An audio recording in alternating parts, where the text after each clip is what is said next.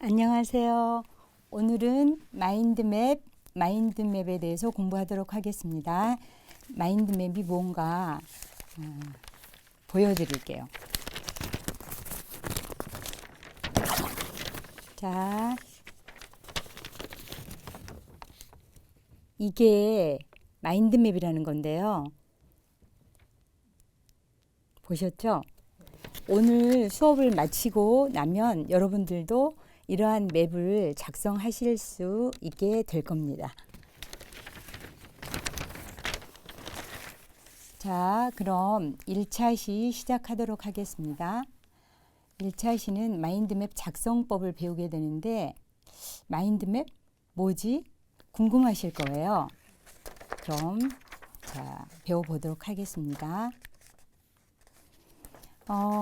우리가 평생학습 도구인 마인드맵에 대해서 배우게 되는데 수업에 목표가 있어요. 이제 목표는 크게 두 가지인데 하나는 수업 중에는 마인드맵을 직접 작성할 수 있어야 돼요. 그다음 두 번째는 수업 후에 이 수업이 끝나고서도 마인드맵을 자기가 생활에서 활용할 수 있어야 합니다. 그럼 모든 수업에는 평가가 있는데요. 선생님들께서 그림책 무릎딱지라는 책을 제가 읽어드릴 텐데 그걸 읽고 마인드맵을 작성해서 제가 피드백을 해드릴 겁니다. 평생학습 도구인 마인드맵을 어떤 순서로 공부하게 되냐면 첫 번째 작성법, 두 번째 평생학습 도구에서의 마인드맵은 어떤 의미인가, 세 번째 요약하는 정리 마인드맵.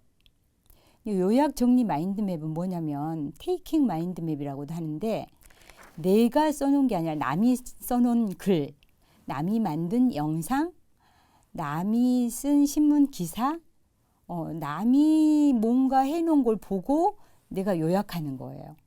그 다음에 생각 정리 마인드맵은 메이킹 마인드맵이라고 해요. 그러니까 테이킹하고 다르게 이렇게 기억하시면 돼요. 테이크아웃 한다고 하잖아요. 누가 만들어준 거 가져오잖아요. 테이킹 마인드맵, 누가 해놓은 거. 메이킹 마인드맵은 내 생각, 고유의 내 생각, 내가 창작해서 만드는 거예요. 그래서 생각 정리 마인드맵은 자기의 고유한 상상력을 마음껏 펼칠 수가 있어요. 그래서 이 두 가지를 실습을 하게 될 겁니다. 그리고 이제 마지막으로 내가 이 마인드맵들을 배워서 어떻게 활용하고 싶은지 발표하는 수업으로 마무리를 하도록 하겠습니다. 1차 시 마인드맵 뭐지? 네. 마인드맵 그러면 영어잖아요. 마인드와 맵으로 나눠져 있어요. 근데 마인드라는 건 우리 뭐 저 사람이 마인드가 어쩌고 저쩌고 하잖아요. 우리가 생각으로 하는 모든 것들이 마인드예요. 나의 사고, 나의 지식, 정보, 뭐 느낌, 감정 그런 것들을 총체적으로 마인드라고 해요. 맵은 아시죠? 맵이 뭘까요? 지도. 근데 여러분들이 외국에 갔을 때 공항에서 내렸어요. 근데 지도를 하나 구하려고 해요. 어떤 지도를 고를까 한번 생각해 보세요. 1. 줄글로 써진 지도. 2. 지도인데 흑백으로 된 지도. 3. 컬러인데 그림 지도. 몇 번을 고르시겠어요? 3번이요. 3번이죠. 왜 3번을 고를까요? 간단하고 잘 보이고 네. 쉽고. 한눈에 알아보기 쉽고 네. 그림이 우리를 훨씬 더 편하게 하면서 정보를 취득하기 좋게 하거든요. 그래서 이 마인드맵은 내 머릿속에 있는 마인드를 맵으로 표현하는 거예요. 맵처럼. 맵에는 길이 있잖아요. 맵처럼 표현하는데 그 맵에는 컬러 그리고 연결되는 길, 가지 그 다음에 기호를 사용해요. 기호를 사용하고 단어만 사용해요. 될 수 있으면. 문장을 쓰진 않아요. 이걸 유념해 두셔야 돼요. 어떤 사람들은 문장을 길게 써가지고 자기 맵이 비효율적으로 활용되게 하거든요. 그래서 반드시 키워드를 사용한다. 그 다음에는 이미지를 사용해요. 이미지를 사용하는데 이미지라는 건 사진과 달라서 내가 알아볼 수 있으면 돼요. 예. 적십자 표시 이렇게 뭐 열십자만 그려놔도 내가 적십자 표시를 안다. 그러면은 상관없는 거예요. 그런데 어떤 오류를 범하기 쉽냐면 이미지를 하라고 하니까 그대로 그리려고 하는 거예요. 그래서 나 그림 못 그리는데 그러면 힘들어지는 아무 상관없어요. 나만 알아보면 돼요. 예를 들어서 내가 짜장면을 그리라고 했는데 비를 그렸다. 그럼 아니 왜 짜장면인데 비를 그리지? 아 내가 비 오는 날 먹었던 짜장면이 나는 생각나서 비를 그린 거예요. 그럼 상관없는 거예요. 나에게 의미 있는 이미지를 그리면 됩니다. 그 다음에 방사 형태로 뻗어나가요. 방사 형태는 이렇게 바깥쪽으로 뻗어나가는 거잖아요. 바깥쪽으로 뻗어나가려면 어디에 시작해야 될까요? 중심에서 시작하게 돼요. 그 다음 마인드맵의 쓰임새는 구체적으로 뭐 여러 가지 예를 들 수 있지만 한마디로 하라면 마인드맵은 기록이 있는 곳에는 다 쓰인다. 내가 장 보러 갔다. 이마트에. 근데 잊어먹고 그냥 와요. 그래서 메모해가지고 가는 거죠. 반찬거리 뭐 그다음에 뭐 화장실에 필요한 건 뭐 이렇게 구분해가지고. 그런데 맵 형태로 쓰는 거예요. 그래서 기록하기도 하지만 두뇌를 사용하고 두뇌를 개발하기도 해요. 그래서 정리하면 마인드맵은 기록이 있는 곳에는 모두 다 쓰인다. 우리 인생은 기록에서 시작해서 기록으로 끝난다고 할 수 있잖아요. 그래서 여러분들의 생활을 크게 편리하게 해줄 겁니다. 그럼 누가 개발을 했느냐? 영국의 교육학자 토니 부잔이라는 사람이 있어요. 이분이 몇 년 전에 돌아가셨는데 토니 부잔이 1970년대 초에 이걸 개발한 거예요. 그러나 이미 우리 교과서에는 여러분들이 보신 맵과 유사한 형태들이 이미 올라가 있어요.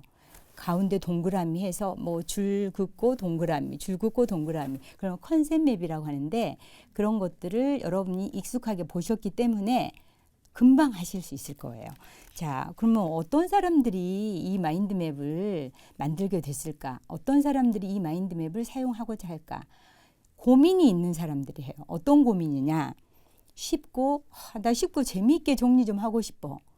근데 기록 좀 기억에 잘 나게 하고 싶어. 이런 사람들.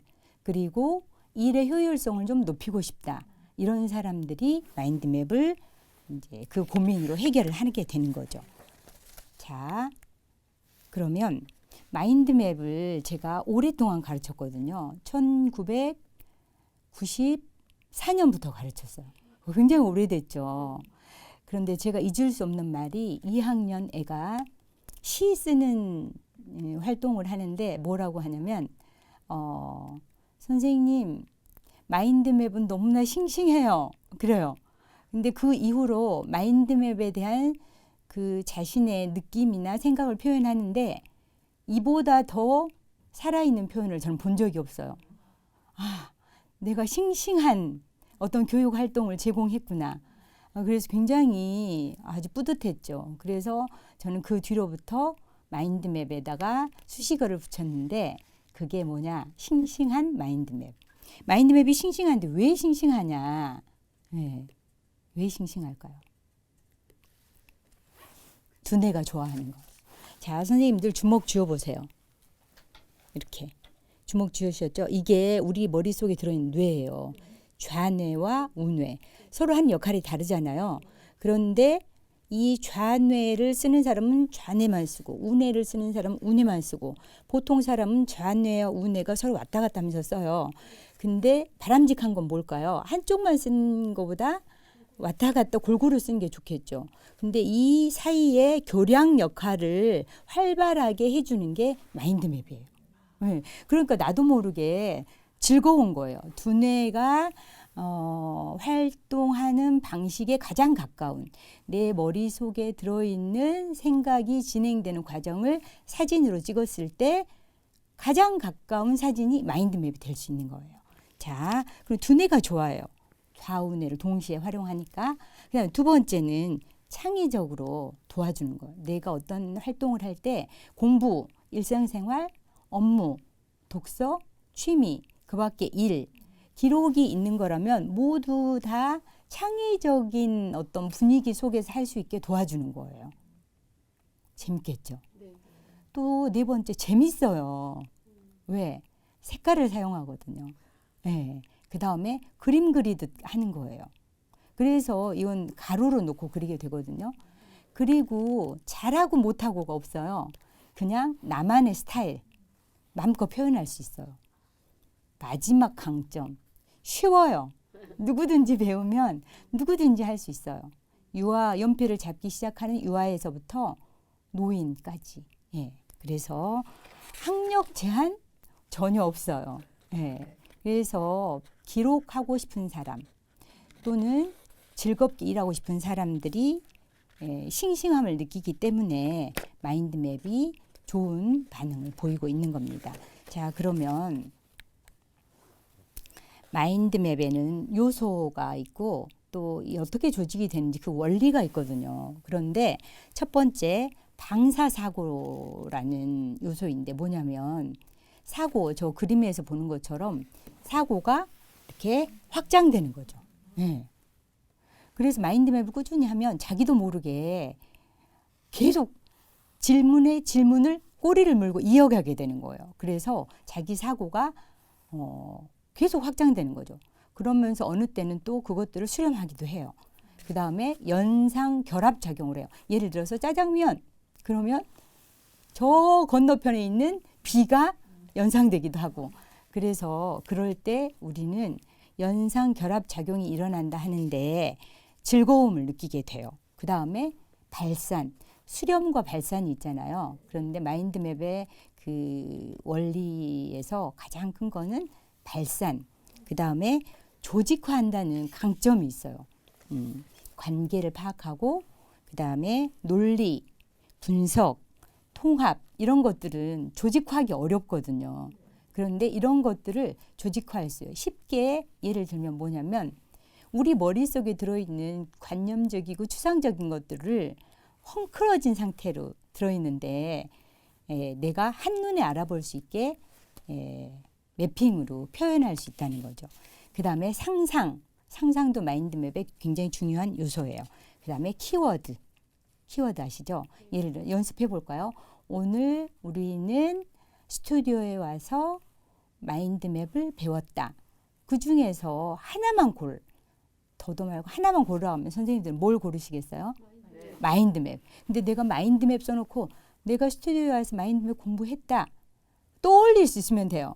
근데 이제 범하기 쉬운 오류가 나는 오늘 스튜디오에 가서 마인드맵 공부를 했다. 다 써야만 안심이 되는 거예요. 왜냐하면 남이 이걸 못 알아들을까 봐. 굳이 그럴 필요 없어요. 내가 마인드맵 맞자만 쓰고 또는 M자만 썼어도 알아들으면 충분한 거예요. 아셨죠? 그 다음에 구조화는 같은 것끼리 묶고 이제 쉽게 말하면 책에 보면 제목이 있잖아요. 목차. 그런 것들이 구조화된 거거든요. 근데 그거는 줄글로 돼 있어요. 근데 이거는 가지를 펼쳐서 이미지로 보여주는 거죠.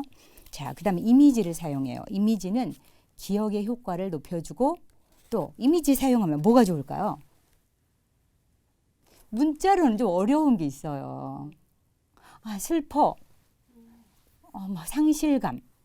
어려운 게 있거든요. 그 문자로 어려운 것들을 이미지로 표현하면 돼요. 근데 이미지도 마찬가지로 키워드처럼 나만 알아볼 수 있으면 돼요. 그리고 내가 그걸 말로 표현할 수 있으면 돼요. 그 다음에 이미지를 많이 사용하면 운회를 사용하게 돼요. 그래서 우리가 잘 쓰지 않는 그런 운회를 활발하게 할 수 있도록 도와주는 거죠. 자, 그러면 드디어 어떻게 하면 마인드맵을 작성할 수 있느냐 먼저 방법을 설명해 드린 다음에 직접 해보도록 하겠습니다. 자, 준비물이 필요해요. 첫 번째 종이가 필요한데 어떤 종이든 괜찮아요. 포스트잇도 괜찮고 A4 용지도 괜찮고 아까 보여드린 것처럼 전지도 괜찮아요. 중국에서는 이 굉장히 교실 2배만 한 종이에다가 굉장히 많은 사람들이 협력 작업으로 마인드맵을 작성한 기사를 제가 봤어요. 자, 종이. 근데 단 선이 없는 백지면 좋아요. 왜냐하면 그림 그리듯이 하니까. 그 다음에 크기는 아무 상관없어요. 요만한 거 괜찮아요. 그 다음에 중심 주제를 가운데다 쓰는데 내가 오늘 집을 리모델링 하고 싶다. 그럼 주제가 리모델링, 뭐 나의 집 리모델링 뭐 이렇게 써도 돼요. 그리고 그거는 곧 우리가 흔히 많이 보는 공부에서 타이틀 또는 큰 제목이 되는 거예요. 그 주제, 그 시간의 주제, 그거는 가운데 쓰는 거예요. 가운데 쓰는데 처음에는 난 이미지 사용하기 좀 그래. 그러면은 글씨를 자기가 좀 이렇게 느낌 살려서 써도 괜찮아요. 그 다음에 이럴 때 포스트잇을 붙이면 훨씬 즐겁고 쉽게 할 수 있어요. 처음에는. 그리고 좀 더 실력이 늘면서 입체적으로 좀 꾸며보는 거예요. 눈에 띄게, 크게. 예를 들어서 이 글씨도 보통 글씨와 다르잖아요. 네. 그래서 이렇게 느낌 나는 글씨로 써보는 것도 이미지거든요. 네. 무슨 얘기인지 아셨죠? 그 다음 키워드를 사용하는데 아까 말씀드린 것처럼 문장 사용은 안 돼요. 그 다음에 핵심 단어 사용하고 그 다음에 가지를 사용하는데 지금 보면 여기에 이런 것들이 가지거든요. 가지에 보면 단어가 하나씩 써 있어요. 근데 여기에 문장을 쓰면 안 돼요. 답답해가지고 문장 쓰는데 문장 안 써도 내가 알아볼 수 있으면 단어만 쓰는 거예요. 그 다음에 컬러를 사용해요. 근데 너무 많은 컬러 사용은 오히려 비효율적이고 3가지, 4가지 정도 색칠할 때는 괜찮아요.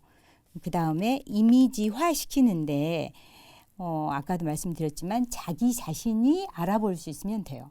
잘 그리려는 생각을 절대 하시면 안 돼요.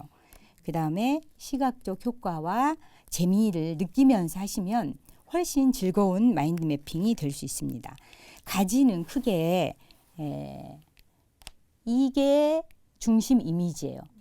그 다음에 이게 주가지. 주가지가 몇 개인가요? 하나, 둘, 셋, 넷, 다섯, 여섯, 7개예요. 그 다음에 주가지 다음에 이게 부가지예요. 그 다음 세부가지. 됐죠? 근데 세부가지는 꼭 여기까지 끝나는 게 아니라 계속 이어가도 괜찮아요. 자, 그러면 실제로 해보는 게 제일 좋은 공부거든요. 자, 마인드맵을 할 때 이제 몇 가지 팁을 알려드리도록 하겠습니다. 첫 번째, 컨닝하기. 컨닝. 남의 걸 보고 선생님들 그 핸드폰에 구글이나 뭐 어떤 포털 사이트에서 마인드맵 한글이나 영어로 검색하면 이미지가 굉장히 많이 나와요. 네. 이렇게 멋지고 아름다울 수 있나 감탄할 수 있어요. 그래서 따라서 그려보는 거예요. 그대로. 컨닝하기. 우리 필사하잖아요. 그 다음에 나 그림 자신 없다. 누구나 다 자신 없어요. 그림에 자신 있다는 사람 없어요. 화가도 자신 없어요. 나만 알아보면 되고 그 다음에 보여줄 맵이 필요해요. 이렇게 저처럼. 그럴 때는 내가 보는 사람들이 이해할 수 있게 설명을 해주거나 내가 알아볼 수 있게 그려야 돼요. 그 다음에 사진을 이용할 수도 있어요. 오려서 붙이고 그림을. 예. 멀티맵이 될 수 있죠. 그리고 배우시면 1일 맵, 포스트잇 하나 하시고 색종이 하나 하시고 A4 용지 하나 하시고 꾸준히 해가시는 거예요. 그 다음에 어떤 착각이 있을 수 있는데 내가 색칠하고 하다 보니까 나 미술작품 지금 미술 활동하는지 착각할 수 있거든요. 그래서 미술 활동이 아니라는 것. 그래서 내가 잘 못 그리는 거 아닌가 하고 자기 자신을 자책할 필요가 전혀 없어요. 그냥 나만의 것 작성하시면 돼요. 자세히 그리려고 절대 하시면 안 돼요. 그 다음에 다른 사람 거하고 비교해서 서로 피드백을 해주면 훨씬 쉽게 더 즐거운 마인드맵, 좀 더 풍요로운 마인드맵을 할 수 있습니다. 이따가 제가 선생님들이 작성하시면 이 마인드맵을 하나하나 피드백을 해드릴 거예요. 그럼 피드백을 어떻게 하는지 제가 말씀드려야 이게 어떻게 보면 평가의 요소잖아요. 그래서 이걸 말씀드리니까 선생님들이 작성하실 때 요걸 이렇게 잘 유념해 두셨다가 작성하시면 돼요. 하다 보면 계속 가지를 뻗어서 주제하고 상관없는 이상한 데로 펼쳐갈 수 있거든요. 그래서 내가 주제의 울타리 안에서 펼쳐야 한다. 네. 잘못하면 브레인스토밍 같은 게 될 수 있거든요. 그 다음에 구조화와 관련성 있게 예를 들어서 내가 폐유지, 뭐 재활용, 분리수거 뭐 이런 걸 하는데 종이에다가 종이, 병 이렇게 나눴는데 이상한 데다가 이렇게 갖다 놓을 수 있거든요. 그래서 그 주제와 관련 있는 가지, 유목화가 잘 돼야 된다는 거예요. 그다음에 컬러를 사용하고 그다음 제일 중요한 거 가지를 하다 보면 막 세워놓고 해요. 이렇게 세워놓고. 근데 여기 보면 가지가 여기에서 어떻게 됐어요? 이렇게 니은자 형태로 돌아왔어요. 그래서 항상 내가 볼 수 있는 형태로 돌려가지고 그리는 거예요. 그 다음에 마지막으로 이게 제일 중요해요. 내가 작성한 마인드맵을 내가 설명하고 내가 읽을 수 있어야 돼요. 문해력 아시죠? 내 마인드맵을 내가 읽어낼 수 있어야 돼요. 근데 내가 했는데 나 이거 뭔지 잘 모르겠어. 그런 경우가 초보자들에게 많거든요. 그러니까 잘하려고 하지 마시고 그 부분을 잘 생각해 보시기 바랍니다. 그 다음에 이제 우리가 그림책을 읽고 이제 마인드맵을 작성할 텐데 이거는 메이킹 마인드맵이에요. 메이킹. 나만이 작성할 수 있는 거예요. 그러니까 여기에 실리는 가지 위에 실리는 내용들이 내 거예요. 네. 그러면 제가 하나 보여드릴게요. 초등학생이 작성한 건데 하나 보여드리겠습니다. 네, 이거예요. 네, 네, 이렇게. 근데 똑같은 책 위를 바요를 읽었는데 누구나 이렇게 하진 않거든요. 왜냐하면 주가지를 자기가 구성하거든요. 근데 책에 있는 내용은 주가지가 정해져 있잖아요. 그래서 이게 메이킹 마인드맵이에요. 자, 그러면 넘어가겠습니다. 마인드맵 작성법을 알려드릴게요. 자, 작성법은 이게 줄글이에요. 이 네 가지를 작성하면 이렇게 나오는 거예요. 아시겠죠? 다시 한번 이렇게 된 거를 마인드맵으로 작성하면 이렇게 된다는 거죠. 네, 자 중심 이미지를 한가운데 그리는데 자 따라서 해보세요. 주먹, 네, 이거보다 작게 계란만 하게 종이가 크면 더 크게 해도 돼요. 한가운데다 중심 이미지를 그리고 그 다음에 주가지를 이렇게 작성을 여기다 붙여요. 이렇게 나는 음악에 대해서 악기, 대중음악, 가수를 선택한 거예요. 그런데 나는 다른 거 하고 싶다. 뭐 가수 3명을 하고 싶다. 이렇게 달라질 수 있잖아요. 그 다음에 부가지, 세부가지 이렇게 곁들이는 거예요. 아셨죠? 네, 이미지 사용했잖아요. 네. 그래서 마무리를 하는데 이렇게 보통 가장 많이 쓰는 거는 모든 걸 색깔펜으로 나눠서 하지 않고 그냥 연필이나 검정펜으로 막 하다가 나중에 컬러로 주제와 관련된 것, 가지와 관련된 것들끼리 이렇게 구분해서 울타리를 쳐줄 수도 있어요. 네. 그래서 주제를 벗어나지 않게 색으로 강조하는 거죠. 자, 한 번 더 복습하면 네. 중심 이미지, 주가지, 부가지, 세부가지 이미지 사용했죠. 들어보실래요? 손톱. 손톱만한 이미지를 그려 놓는 거예요. 네. 이렇게 펼쳐보겠습니다. 네. 이제 기억하셔야 될 게 있는데 첫 번째 중심 이미지 가운데 이미지로 사용해서 주제를 표현한다는 거예요. 아셨죠? 네. 그다음에 두 번째 기본 가지가 2개, 5개, 뭐 2시, 5시, 7시, 10시 방향으로 기억하시면 좋아요. 그다음에 가지별로 색깔을 사용하고 1차는 연필로 하고 나중에 컬러링을 하는 방법이 가장 많이 쓰여요. 처음부터 컬러 펜으로 할 수 있지만 종이는 가로로 놓고 키워드를 사용하는 거예요. 그 다음에 6시 방향의 가지 이렇게 된 거는 세우지 말고 아까 어떻게 하라고 그랬어요? 니은자로. 네, 그렇게 하시면 됩니다. 그 다음에 가지 길이와 단어 길이가 같아야 돼요. 딸기 있었는데 이렇게 길게 해놓으면 공간을 필요 없이 잡아먹게 되거든요. 그 다음에 주가지 단어는 우리 제목에서도 목차에서 보면 주가지가 좀 진하잖아요. 크고 굵게 쓰는 거예요. 자, 손톱 이미지 아까 말씀드린 것처럼 훨씬 즐거워요. 자, 그러면 다 완성한 마인드맵은 색깔을 다르게 해서 구조화시키는데 색깔 펜으로 처음부터 구조화시키면서 할 수도 있습니다. 잘못된 마인드맵의 예를 보여드릴게요. 이렇게 된 거. 네. 가지가 곡선이면 좋아요. 이렇게 막 문장 써놨죠. 네. 그 다음에 브레인스토밍 형식인데 가지가 너무 굵어요. 그다음 이거는 구조화가 안 돼 있어요. 이런 것도. 네. 이런 것도. 이거 구조화 굉장히 잘 됐죠? 네. 네. 그러면 잘못된 마인드맵까지 했으니까 우리가 직접 이제 2차 시에 좀 테이킹 마인드맵을 작성하기 전에 잠깐 한 가지를 해보도록 하겠습니다. 자, 종이를 꺼내시고 아까 제가 나눠드린 종이 있죠? 지금 나눠드린 종이 중에 이거, 네, 거기 가운데다가 나 이렇게 써보세요. 나, 네, 나를 그리셔도 돼요. 잘 그리려고 하시면 안 되고 빨리 나를 그리거나 나라고 쓰는 거예요. 근데 거기 두 가지가 몇 개 있나요? 6개 있죠. 첫 번째 잘하고 싶다. 그다음 두 번째 나는 뭐다. 이것 그다음 세 번째 나의 별명, 듣고 싶은 칭찬, 그다음에 재미있게 읽은 책, 나 자랑하기인데 그 중에 한 가지만 골라서 해보세요. 예. 이미지로 쓰거나 또는 단어로 쓰거나 나는 뭐다. 나는 꽃이다. 그럼 거기다 꽃 그리는 거예요. 가지 위에다가. 네, 그냥 꽃하고 써도 돼요. 그다음에 재미있게 읽은 책 중에서 나는 황순원의 소나기를 재미있게 읽었다. 그러면 황순원 소나기 이렇게 쓰셔도 되고 황순원의 소나기를 그리셔도 돼요. 네. 그다음에 나 자랑하기, 나 잘하는 거. 나 노래 잘한다.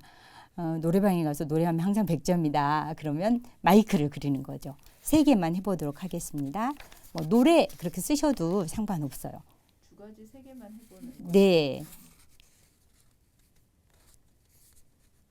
자, 그러면 선생님들이 하신 거를 잠깐 보도록 하겠습니다.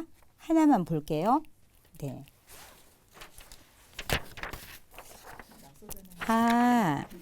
재미있게 읽은 책에 선생님은 이걸 그리셨는데 이게 무슨 의미인가요? 그거 제가 재미있게 읽은 책이 네. 샬롯스 웹이라는 영어 책이에요. 아, 근데 저는 제 딴에는 거미줄이에요. 네, 그렇게 맞아요. 선생님 이렇게 이야기할 수 있으면 돼요. 네, 그 다음에 여기에 이제 나머지 기록 채워놓지 못한 것들은 쉬는 시간에나 집에 가셔서 해보시면 됩니다.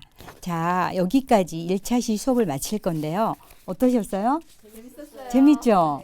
네. 그 다음 2차시에서는 우리의 실력을 좀 더 끌어올리는 마인드맵을 실제로 작성을 해보도록 하겠습니다. 그래서 2차시에는 이 마인드맵이 어떻게 해서 평생학습의 도구가 되는지 설명해 드리도록 하겠습니다. 수고하셨습니다. 네.